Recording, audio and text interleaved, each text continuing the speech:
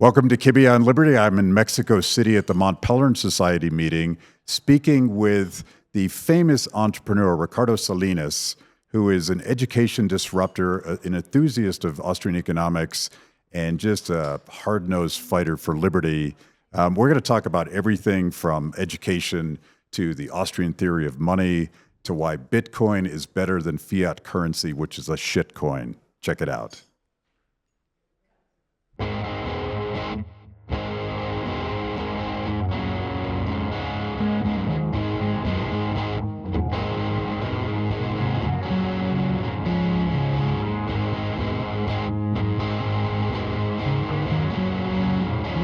Welcome to Kibbe on Liberty.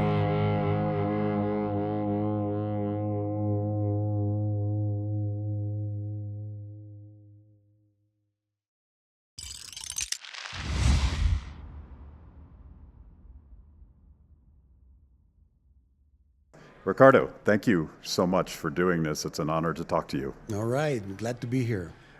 There's so much I want to talk to you about, where you discovered your ideas and the values that animate you, and why you've gotten involved in education specifically. But we should also acknowledge that we're at the Mont Pelerin Society. Yes. And you just gave a lovely tutorial on Austrian economics theory applied to money and Bitcoin, and maybe we'll get into that as well.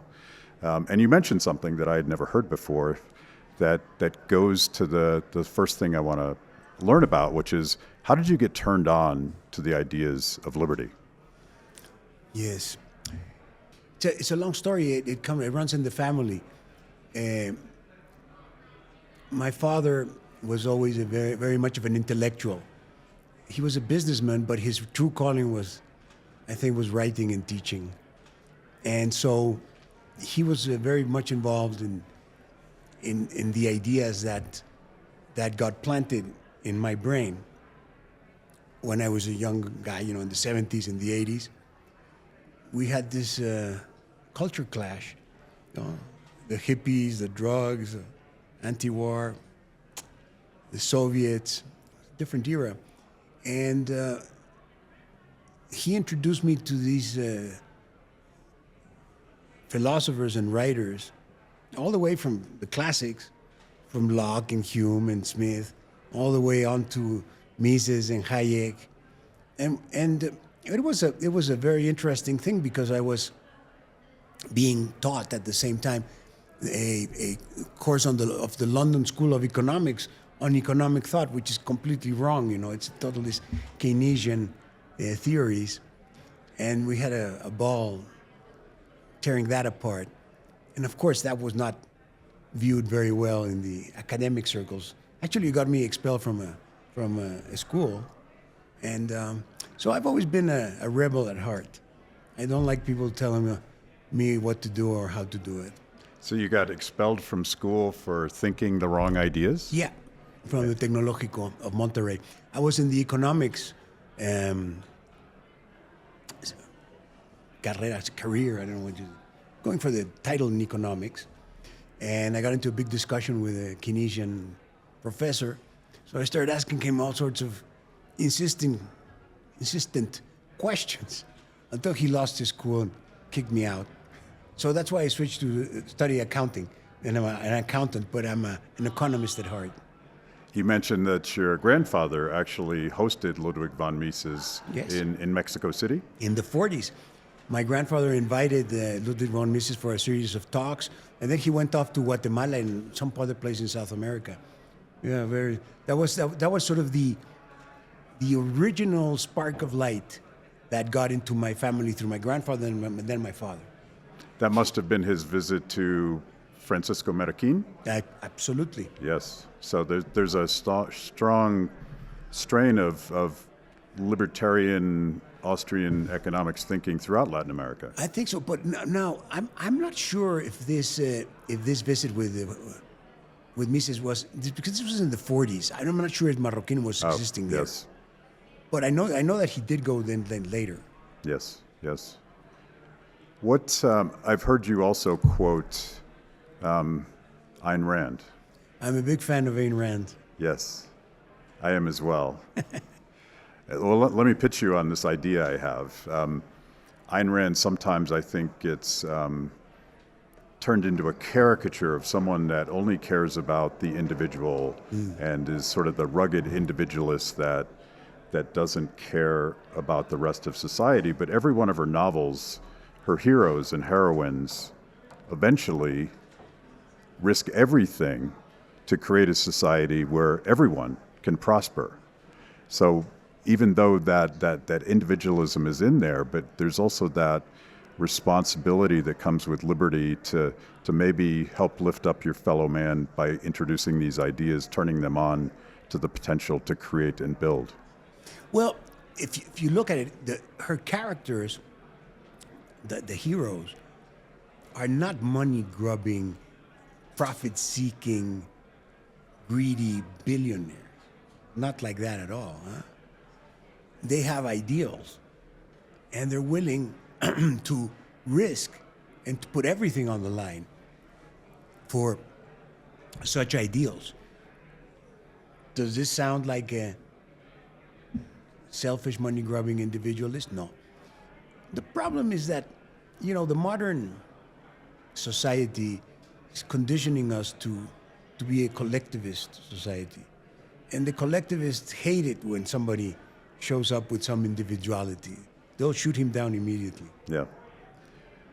What are the, and you draw from the Austrians, maybe you draw from classical philosophy from Ayn Rand. What do you think the most important values are to guide individual behavior?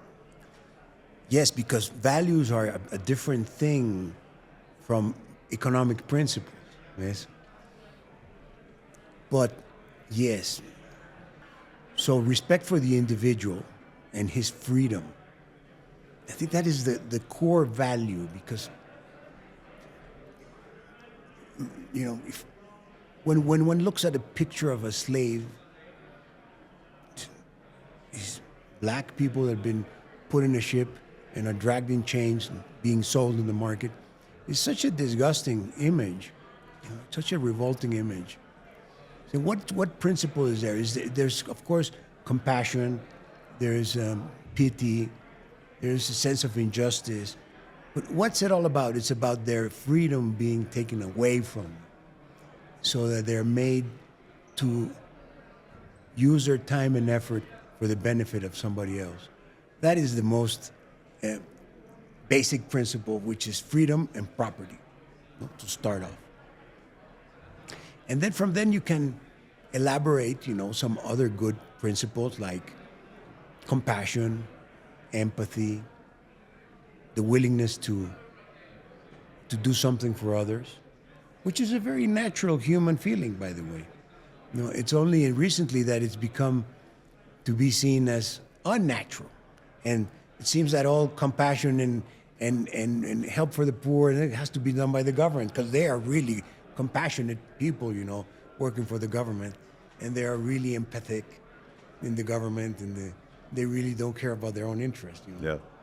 Government programs destroy compassion. Absolutely. Because it gives us an excuse to outsource that responsibility for helping neighbors. We already give so much in taxes. Why should I help? Exactly. It's a very frustrating thing. With our last president, López Obrador, I used to be friends at the beginning, and we had a lot of talks.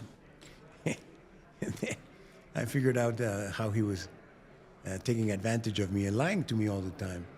But we had a big discussion at the beginning of his term, 2018, of how he could not possibly bear to have the private sector doing charity.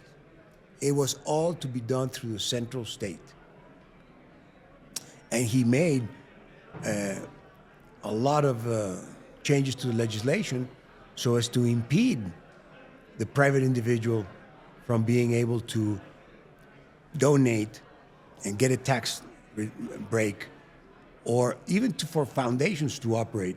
It killed thousands of foundations that were doing all kinds of different work, some good, some bad. Yeah. It gets to who owns you. Yeah. He wanted everybody to be subservient to the state. You can buy the votes. Yeah. Absolutely. control. Education is the same way. Education, Terrible. your daughter was on a panel this morning at Mont Pelerin with two other reformers, and the consensus seemed to be that top-down, centralized, one-size-fits-all government education is not about education at all. It's about indoctrination. Yes, and you mentioned also outsourcing.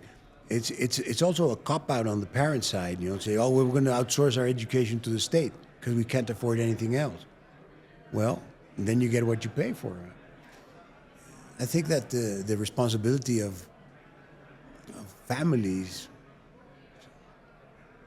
well, the whole institution of the family, mother, dad, children, is being destroyed by the state and by the collectivists. And, it's not a secret that in the Soviet times, the children don't belong to the family, they belong to the state. They were taken from them at an early age in order to be indoctrinated. So that was a bit rough. So the Stalinists decided to change tactics and declare universal education mandatory. And if you don't send them, you'll be subject to some punishments. Same idea, no? Yes, yes. So this idea of liberty as a responsibility. Absolutely, the same coin, eh? Yes. On one side you have liberty, on the other responsibility. Yes. The burden you feel when you look in the mirror, knowing that if you don't take that responsibility, you have no one to blame but yourself. Exacto. This is what I get out of Ayn Rand. It's not the freedom to do whatever you want. It's the responsibility to do something useful with your life.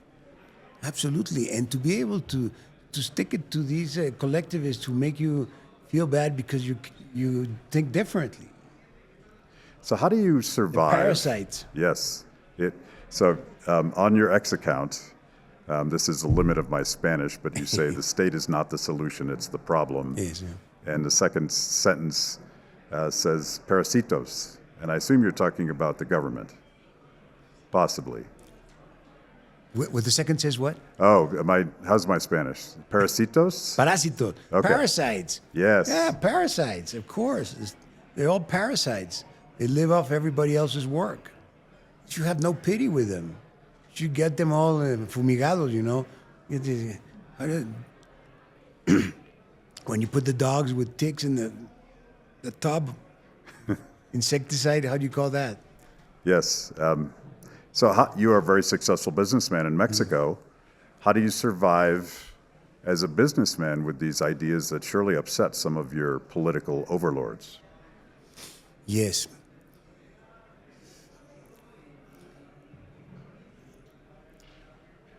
My business includes media. So we have television stations, and since a long time ago, we were forced to take an editorial decision on what side we were going to be in. So that sort of has developed into our editorial line and what we stand for. And they don't like it, but they still have a hard time killing off freedom of speech. So that's the thing that's sort of protecting us. But it has been a big problem, and we have made a lot of enemies. And if I was only concerned about business and making more money, I would not be doing what I'm doing. It's precisely because I don't care so much about business and profits that I'm able to not give a damn. Stick your neck out. Well, they're going to try, but I'm pretty good at defending myself. Yeah. So we'll see. They haven't made it yet. So your media empire helps you tell your version of the story and go around the political class. However, and I have to say, the media business has changed dramatically, in the past 10 years, 10 years, because of social media. And now anybody can have access to his own platform and publish his own ideas. You just stick to it, But this is something also very new It used to be that if you wanted to publish ideas, you had to have the means. Well, now anybody can do it with a phone. Yeah. So, Thank you for joining me today on Kibbe on Liberty and for being part of our fiercely independent audience. Every week, my organization, Free the People, partners with Blaze TV to bring you this show. My guests bring smart perspectives on everything from current events to timeless philosophical debates. If you like what you hear, go to freethepeople.org/KOL and support Kibbe on Liberty so we can continue to produce these honest conversations with interesting people. Now, let's get back to it. We discovered during government lockdowns, at least in the United States, but I think this was mostly a global effort by all authoritarian governments to censor anyone that was criticizing the government narrative. yeah. And maybe but for Elon Musk, we wouldn't even know all of these alphabet government agencies. How about that, huh? Yeah. Yeah, I got deplatformed on Twitter also at that time. And not only that, I was a very outspoken critic of the shutdowns, the lockdowns. So this is a total aberration. It's a travesty of justice. The government has no right to keep us locked up. Government has no right to order a mandate of vaccines. And we were really public about that. It cost me a lot of enemies. And then with time, it all became what it is, Yeah. So the government hated that message, but did Yeah. you find an audience amongst the people? In Mexico, something different was happening because the vast majority of the population here lives hand to mouth, and they don't have savings. And the government is not in a position to spend money that it doesn't have. It can't create it like the U.S. with fake dollars. Yeah, we printed it. We can't print the peso. We can, but then there will be a run on the bank and we'll be devalued. So the government here could not do that. So how can you ask people not to go to work and not to eat? It's obviously ridiculous. Now, we had a very big pushback from middle class people who said, oh, these guys are super spreaders and they don't cooperate and so forth. But it doesn't matter. You have to stand on principle. And the principle is freedom is the most important value that we have.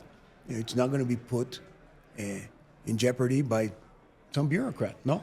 Yeah. I call them the laptop class. We have a very spoiled, wealthy middle class Yes. In the United States. Yes. And by the way, they ruined their savings, Yes. by not working. Right. By not working and by encouraging the government to spend trillions of dollars it didn't have. Yeah, ridiculous. But it was sort of a reverse. The Marxists always talk about the haves and the have-nots Oh, yeah. and the class war. Yeah. But here was the wealthy class sitting at home, Yes.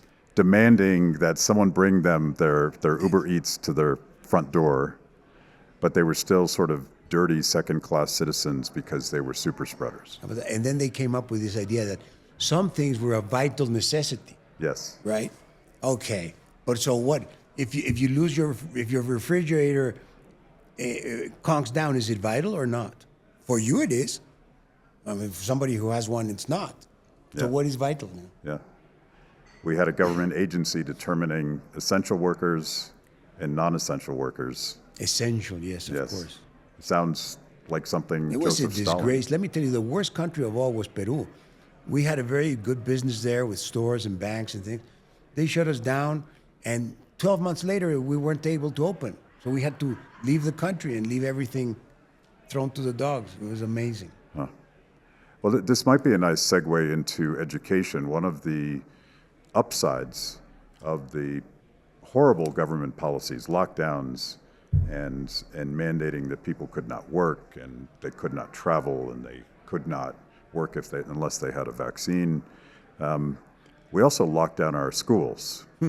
And for the first time, a lot of American parents discovered two things.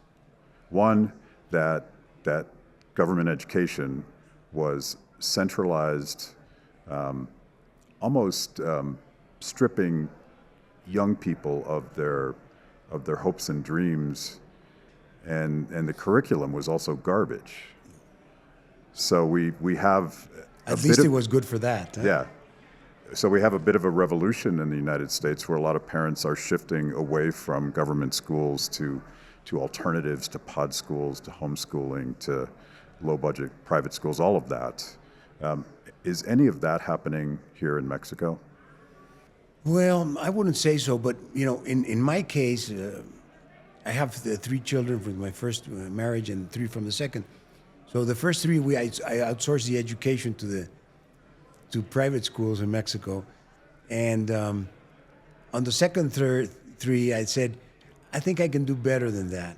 So I started our own school, and from a very small thing, with 40 children, now it has about 800 alumni. So there's clearly a demand for that, even though it's a very expensive school, because it has expensive teachers and materials and location and da-da-da. But that's the way I solved it for myself and my family. Now my grandchildren and my nephews and all go to that school. They're very happy, as well as other people who can afford to pay for that. Now, the problem is, of course, for people who can't afford it, what's the option? And it's very unfortunate the way that our federal government, which runs the schools in Mexico, has been managing the system with extremely radical left-wing ideology in the books. Yeah. We have the same problem. Yeah. And the collectivism is everywhere. Yes. Well, the irony of all of these leftist promises that education, government education, is sold as the way to make sure that poor kids have equal access to education, but it's a lie. Yeah. And by the way, social polarization, because we're good and you're bad. Right. And we're poor and we're good, and you're rich and you're bad. And so this is how you start the Civil War, with social strife across rich and poor, man and woman, and old and young, and blacks and whites, and so forth, It's, instead of looking for confidence in each other's as people, you have to be labeled with some kind of tag that makes you an opponent. It's very bad politics. It's the currency. It's good electoral politics. Yeah. I was going to say it's a currency of politics, right? Yes. Of electoral politics. Yes, electoral politics. Yes. And they love to divide us, but I wonder if you have optimism. You mentioned social media, you mentioned your media empire, ways to communicate directly with people. Yes. The education investments you've made. How do we flip that narrative? Yes. Well, we have the whole subject of the cultural battle. There's a very interesting book out by Agustín Laje, Argentinian guy, La Batalla Cultural. And this is what it's about. First we have to be conscious that there's a battle going on for our minds. You have to be conscious of it. And then you have to be prepared to take a side and to take a stance, hopefully in favor of liberty. Yes. Right?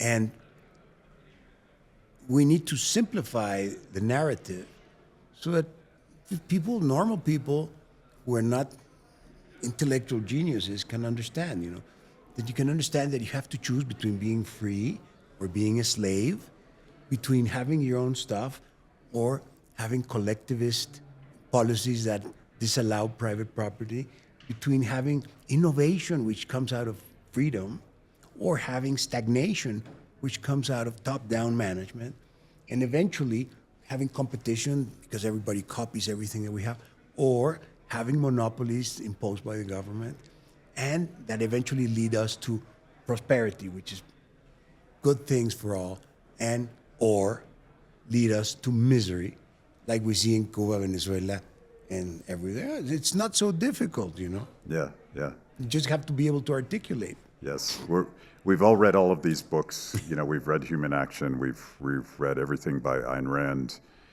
And my theory is that sometimes we're so book smart we don't know how to communicate at all. Yeah. We can't translate those ideas. Well, that's social media is so important because we need spokespersons that can articulate this vision in social media. And we need to stick together.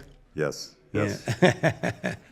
My project, I love the book by Adam Smith, The Theory of Moral Sentiments. That was even before Yes. the Wealth of Nations. It is the basis for the Wealth of There Nations. you go. Because it's... Very few people talk about that book, but it's a very important thing. Because you can't... I mean, we were discussing that in the other session. You know, the political system's all well and good, but if you don't have the values and the morals, what are we looking at? But we could demand that everybody read the 700 pages in Old English of the Theory of Moral Sentiments. But I thought that I could boil it down to a tweet, which I probably stole from your mom, which is, don't hurt people and don't take their stuff. There you go. That's very good. Keep your promises. Work hard. And when you say it like that, everybody understands those values. Absolutely. Now, people would say, well, you're ¿cómo se dice? Appropriating the culture, you know, and patriarchal supremacy. This is Judeo-Christian. Cultural supremacy, I think, is a watchword for that. Yeah. Because my culture is as good as your culture. And then why should you say that is good? No. There are objectively good and bad cultures because of the results that they give. So those sentiments that you expressed have led to the rise of liberalism and this unleashed this enormous creative number of enterprises that have given us all this material wealth and progress and science and da-da-da-da-da. And the other cultures, the cultures that take away from you, that don't like somebody sticking out, they give us what is present in many African countries. Yeah. So this may trigger you, but I consider myself a libertarian populist. Yeah, me too. Because unfortunately, well, libertarian is by definition, but populist, if you don't make it simple, it's not going to work. If it's not popular, what are you doing? What are we doing? Unless we're going to check out of the democratic electoral system, which, by the way, should be put on the table. Huh? Yeah. So when you look at what happens in the Emirates, for example, where they have the 7 emirates, and each emirate has a ruler.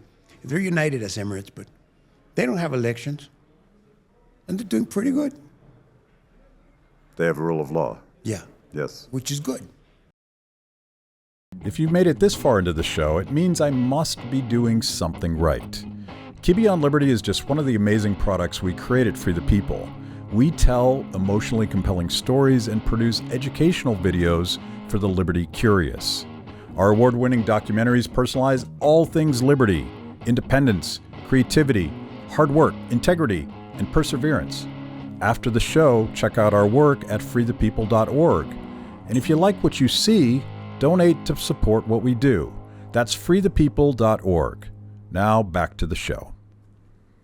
I'm still a Democrat in the sense that I love the marketplace, and I love the fact that each one of us is constantly choosing, voting, if you will. Yeah. What we want, what we don't want, what we Absolutely. want to do, what we don't want to do. Absolutely. And I think any culture that any government structure, limited or otherwise, that is worth looking at is going to depend on people sharing those basic values.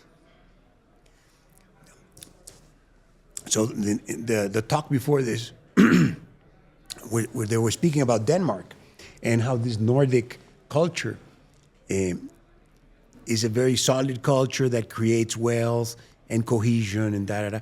And yes, we have a joke here, you know, our ex-president used to say that we would have a health system like the one in Denmark. That was 7 years ago. We're not only waiting for it, but it's gotten worse than ever.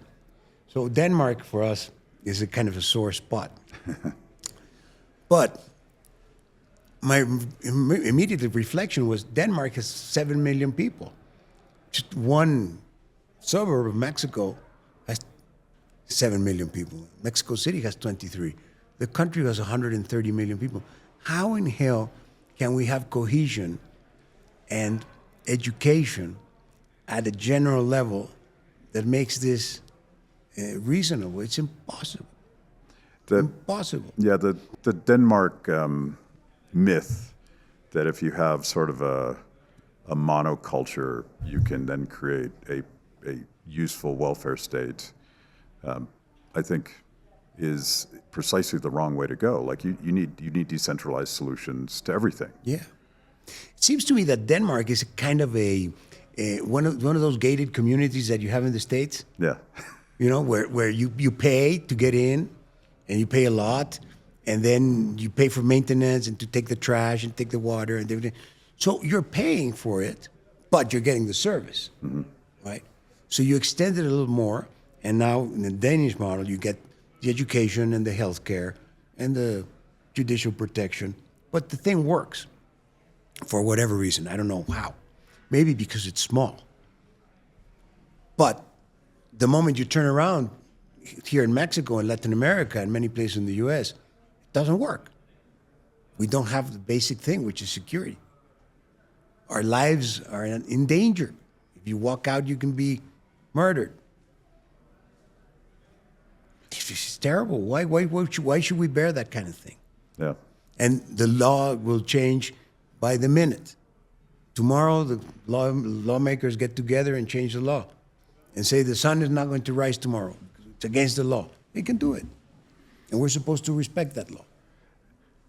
And this is why, like, politics corrupts everything. I'm enough of a... Politics, let's say money, because at the end of the day, electoral politics or vote getting is about who controls the money. And it's a lot of money. Yeah. A lot. Way more than any individual can even start to visualize in terms of money. All of our U.S. senators start off broke when they're elected, and now they're multimillionaires. Oh, but I must be just speaking engagements, I assume. Yeah. USAID. And one or another little trading tips. Yes. Oh, it's pathetic. Yeah. But the challenge, and this gets back to educating people and having a broad population that appreciates where the rule of law comes from and where cooperation comes from and where wealth comes from, because they're perhaps the only counterbalance to corrupt politicians. And right now, so much of politics is driven by, I'm going to give you more things for free. Yeah. I think bottom line is you really have to go back to the moral sentiments, you know, especially in America. The moral fiber has been utterly corrupted. It's erasing the distinction between men and women and making it believe that this doesn't matter. Of course it matters. This is a reality. How can you make it doesn't matter? The concept of the family, you have some kids, you know, maybe they'll have a mom and a dad, maybe not. They live somewhere else, they get kicked out from home at 18. There's very little responsibility in the American value system. And I think that is reflective on politics. Yeah. So I guess we have the things that we deserve, as I said before. Estamos como estamos porque somos como somos. So if we are like this, because this is what we think, this is what we breathe, this is what we internalize. It's our problem. You know? So if you want to change things, you have to change yourself first. And then make sure that the people around you change also. And then you can start talking about votes. Yeah. First you have to change your mind, and then we'll talk about votes. This is why I talk about Ayn Rand so much, because I think she has a better version of self-help philosophy, this pop culture idea that you got to make your bed, as Jordan Peterson would say. Yeah. But Ayn Rand has this hopeful idea that if you are willing to work, if you're willing to take responsibility for yourself, the future in your life is a beautiful thing. And I think that's what we turn people on to. Yeah, when people say, well, why do you work so much? I say, I'm not working. I'm creating. I'm having fun every day of my life. And I'm very lucky because I get to do the things that I want. It's really very, very once in a while that I have to do something that I don't like it, but I have to do it. There's some things, like going to the dentist. But yeah, you have to do that. But in general, the happiness comes from the freedom to create and to do the things that you're good at, like structuring a business deal, creating a new product, finding a way out of this problem.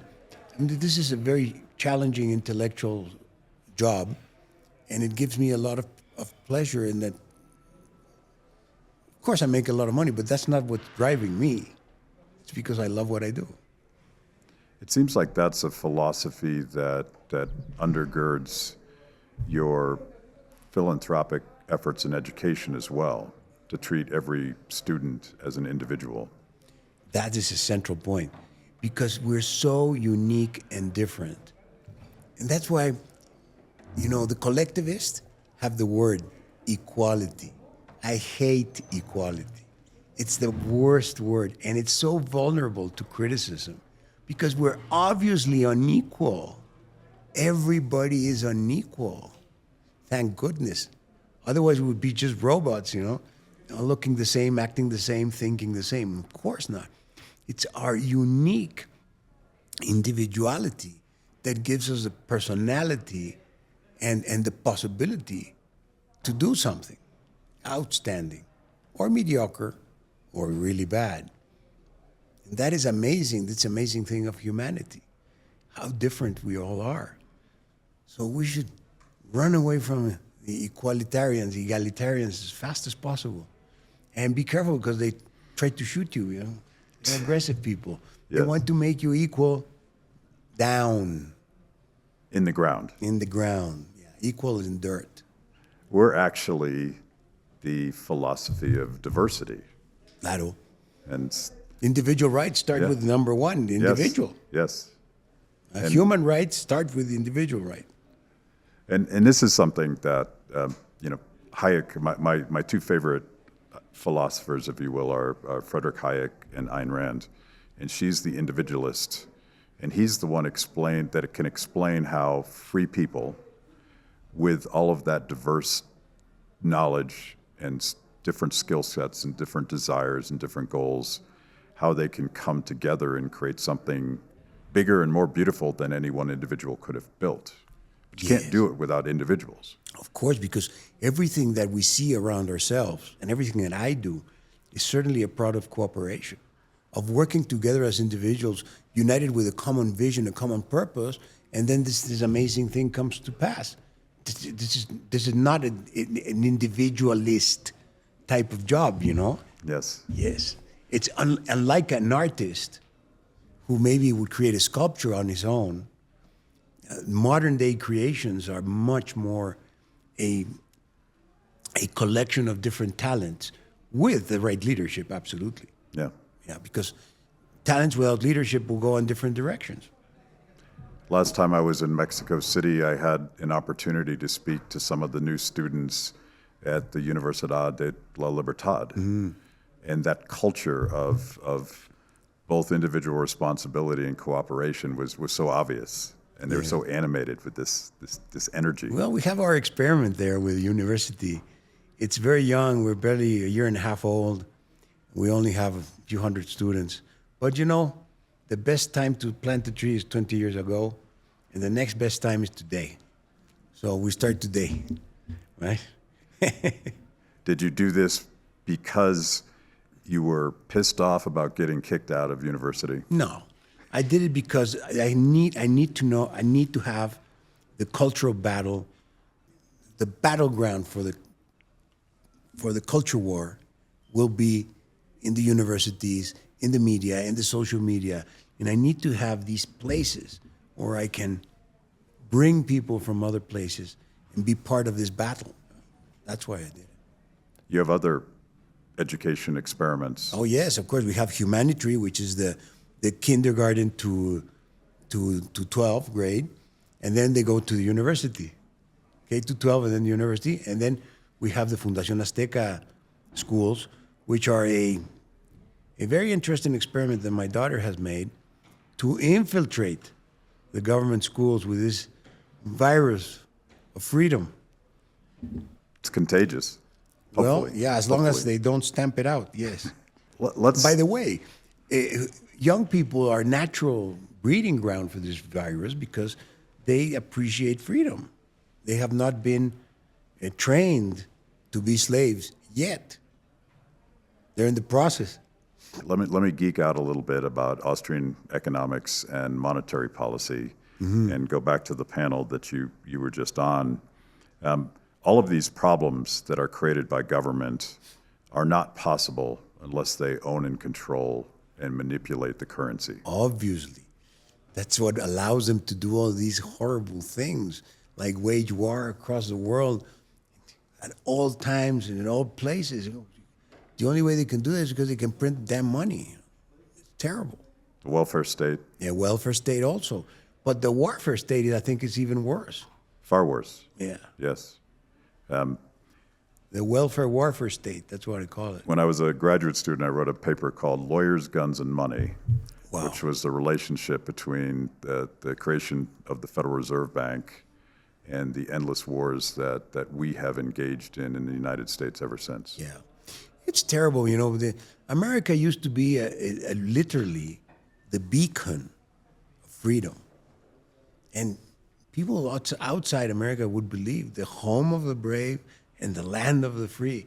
It was an inspiration, you know, to go there and to grow there. Not anymore. It's very sad. You mentioned in your talk one of the favorite interviews I found on YouTube when Friedrich Hayek, I think soon after he published The Denationalization of Money, was struggling with this idea that the central bank is the source of all of our problems. Yeah, well, and the manipulation of money and fiat currency, this is the problem, but we're never going to be able to solve that directly. And he says, instead, we need to sneak around. the sly roundabout way. Yeah. That was the phrase. Yes. Very interesting. huh? And you think that Bitcoin, cryptocurrency, but Bitcoin specifically, is the best hope of what Hayek was suggesting? Absolutely. The sly roundabout way, first, it's definitely Bitcoin, okay? Not cryptocurrency. Cryptocurrency is a catch-all, doesn't mean anything. Bitcoin. Now, why? Because the problem we need to go back to history, you know? Monetary history brings us from seashells to gold coins and then to the gold standard. And as I said, at the beginning of the gold standard, it was a good idea. The dollar was worth $32 an ounce, or I think 22 and then 32, 22. And Bretton Woods and da-da-da. And you use these tokens printed by the U.S. government, which gave them a tremendous privilege. What was it? The exorbitant privilege was the Frenchman that said that. Yes. And yeah, because they get to keep all the gold and then issue the tokens. So far, so good. That was the gold standard. But then somebody came up with a good idea of defaulting on the token, and you couldn't exchange it anymore for gold. So now gold was free floating, and it was worth whatever the market was said was worth it. So immediately it went from $30 to $200 and $150, and here we are at $3,000 gold today. No. So the problem with gold is that it is a highly centralized resource. You have to put it somewhere. And because it's centralized, it's very vulnerable to confiscation. Looters. And looters of all kinds, yeah. Thieves and governments, Yes. same guys, you know. You It's repeat organized yourself. crime is the Yes. same thing. So yeah, they can access the gold very easily, and so it's hard to keep it safe. And many other things, you know, to verify its quality and to divide it and to transported, and da-da-da-da-da. So then along comes Bitcoin, and compared to gold, it's amazing. Because in 10 minutes, you can transfer billions of dollars. It'll cost you maybe $5 to transfer $2 billion from here to Dubai or to London or whatever. So once you have this feel for what it's like to have instantaneous transactions of high amounts with absolute certainty, no counterparty risk, and no chargebacks, it is really an amazing feature, much better than gold. At Kibbe on Liberty, freedom is a lifestyle 24/7, something you live and breathe and wear every day. If that describes you, you need the very best Liberty swag in the market today, just like this shirt I happen to be wearing. Go to freethepeople.org/KOL and check out our exciting merch. You too can love Liberty and look cool. So there's a controversy in the Bitcoin community that you probably know about between the original entrepreneurs in the space who wanted Bitcoin to be a medium of exchange versus what it has evolved into more of a store of value and an investment. Do you have a side in this battle? Well, it's this, as I said, this discussion about what is money, and they come up with the three things: a store of value, a unit of account, and a medium of exchange. And it's boring. That thing is boring for me. Money is whatever the most liquid commodity that you have around. That is money for me. The most liquid commodity. So money is, do I have a T-bill? Yes, I can sell it. Yes, I can. It's super liquid. It's money. Punto. Yeah. Bye. Do I have a Bitcoin? Can I sell it? Yes, it's liquid. Now, can I go into a coffee shop and pay for a coffee? No. Well, because it's a high denomination bill, But that's trivial. You can build a medium of exchange based on the Lightning Network. And by the way, it works amazingly well. In half a second, we transfer value, pay for your damn coffee if you want to use Bitcoin. But frankly, anybody who understands Bitcoin would not do that, because you would have your assets in hard asset Bitcoin, as hard as it gets, and your liabilities in fiat shit money that goes down in value all the time. Shitcoins. Shitcoins. Fiat shitcoins. And you'd pay your debts with shitcoins and keep your assets over here, Yeah. You take debt in shitcoins because it's going to depreciate. You use that to pay stuff, and you keep your Bitcoin and never spend it. I'm sure you've noticed that many of the Bitcoin maximalists, the people that were advocates early that got involved, are big advocates today.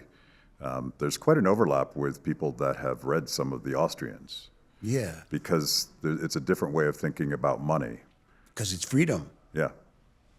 And it's also this process. You mentioned Karl Menger in your speech, the founder of the Austrian school, and money's what you decide it is. It's not subjective. Yeah, it's not what the government decides. Yeah, that's every time you discuss Bitcoin, somebody says, "Well, it has no intrinsic value." Intrinsic value is something that, how do you say,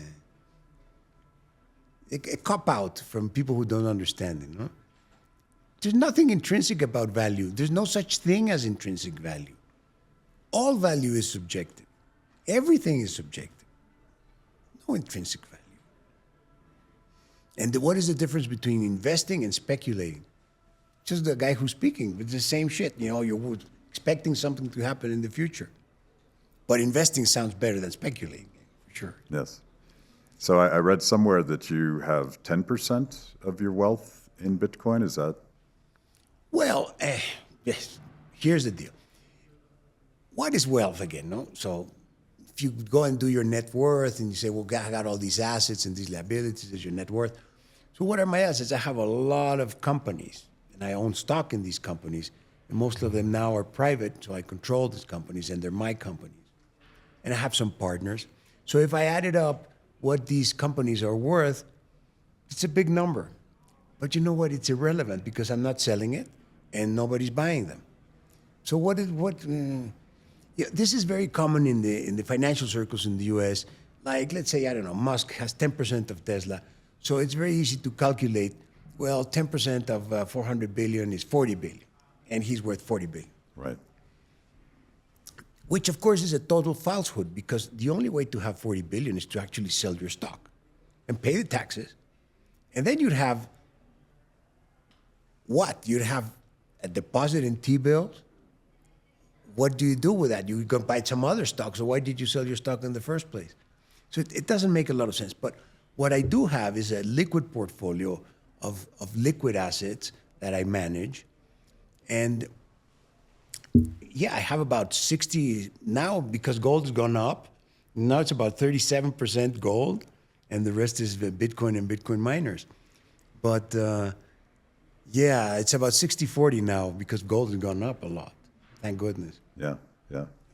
So you mentioned Elon Musk.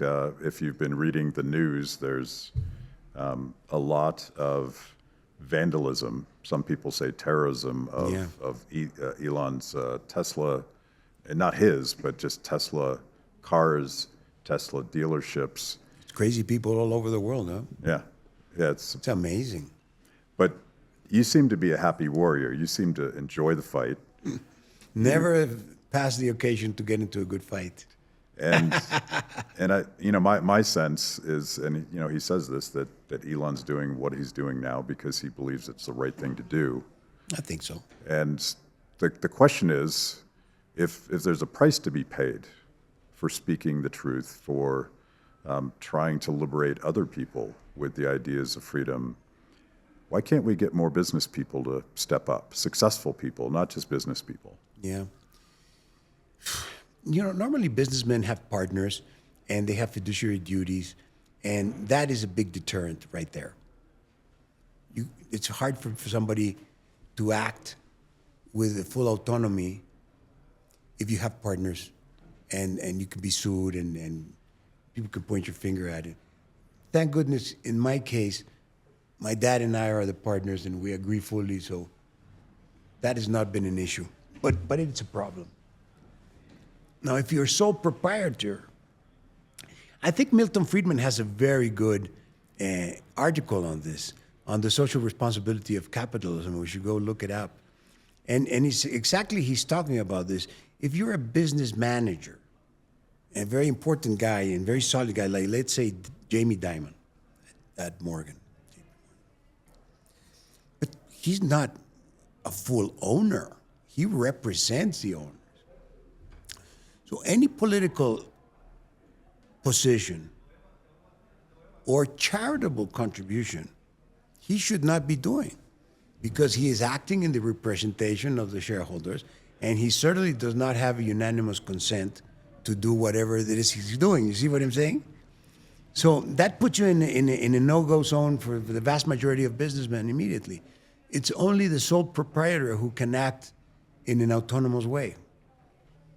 And I just remembered this from Milton Friedman, which, by the way, is a very good speaker in terms of the libertarian populist. Yes. He's a great speaker. He was the first. A great speaker. Take it to PBS. Yeah. And also that reminds me, Ayn Rand is such a bad speaker on television. It's very bad news for us that love her and her ideas because her delivery is terrible. And her accent doesn't inspire any confidence. This is why we believe in a division of labor. Exactly. She should have stuck to writing. I am getting the hook from your team. I gotta go. And I really appreciate the time you spent with you. I have a gift for you. Okay. And the hope of this gift is that my country and your country avoid a destructive trade war. I certainly hope so. And in honor of that, I want to give you a bottle of my favorite Kentucky bourbon. Oh, okay. Before there was a 40% tariff imposed on it. Angel's Envy, Kentucky Straight Bourbon Whiskey. Well, thank you very much. I appreciate that. So salute. And, yes, we should definitely never go into a tax war. No. Because tariffs are taxes at the end of the day, and they're being paid by consumers. 100%. So let's get out of that. Thank you. Thanks for watching. If you liked the conversation, make sure to like the video, subscribe, and also ring the bell for notifications. And if you want to know more about Free the People, go to freethepeople.org.